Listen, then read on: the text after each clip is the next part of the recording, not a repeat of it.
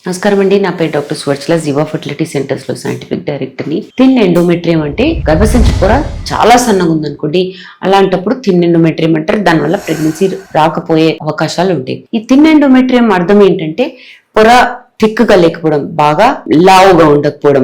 లావుగా ఉండడం అంటే బ్లడ్ ఫ్లో సరిగా ఉండాలి. బ్లడ్ ఫ్లో సరిగా లేదనుకోండి, రక్త ప్రవాహం సరిగా లేకపోతే ఆహారం దొరకదు. అలాంటప్పుడు పిండం అక్కడ వచ్చినప్పుడు అతక్కుపోవడానికి ఛాన్సెస్ ఉంటాయి. సో ఈ థిన్ ఎండోమెట్రియం ఉన్నందుకు బ్లీడింగ్ సరిగా అవ్వకపోవడము, ప్రెగ్నెన్సీ రాకపోవడం అనేది జరుగుతుంది. యూజువల్ గా 7 to 8 మిల్లీమీటర్స్ ఉన్నప్పుడు ఎండోమెట్రియం మంచిదే అంటారు. గర్భసంచిలో ప్రెగ్నెన్సీ వచ్చే అవకాశాలు ఎక్కువ ఉంటాయి. సో థిన్ ఎండోమెట్రియం మరీ ఎక్కువ మందులు వాడుతున్నప్పుడు, లో ఈస్ట్రోజన్ లెవెల్స్ ఉన్నప్పుడు, ఇన్ఫెక్షన్స్ ఉన్నప్పుడు, బ్లడ్ ఫ్లో సరిగా లేదనుకోండి, అలాంటప్పుడు ఈ థిన్ ఎండోమెట్రియం అవుతుంది. థిన్ ఎండోమెట్రియం ట్రీట్మెంట్ ఎలా చేస్తారంటే చాలా రకరకాలుగా చేస్తున్నారు. ఇప్పుడు ఈస్ట్రోజన్ సప్లిమెంటేషన్ ఇస్తారు, లో డోస్ ఆస్పిరిన్, దాన్ని సిల్డెనఫిల్ అంటారు, వయాగ్రా అంటారు. అది కూడా ఇస్తే రక్త ప్రవాహం అనేది పెరుగుతుంది, పొర సైజ్ పెరుగుతుంది. పిఆర్పి ప్లేట్లెట్ రిచ్ ప్లాస్మా అనేది కూడా చేస్తున్నారు. లేదా GCSF న్యూకైన్ అనేది ఒక ఇంట్రాయూట్రైన్ యాంటీబాడీస్ వేసి సైజ్ అనేది పెంచుతారు. సో ఇలాంటివన్నిటి ట్రీట్మెంట్ ఆప్షన్స్ తో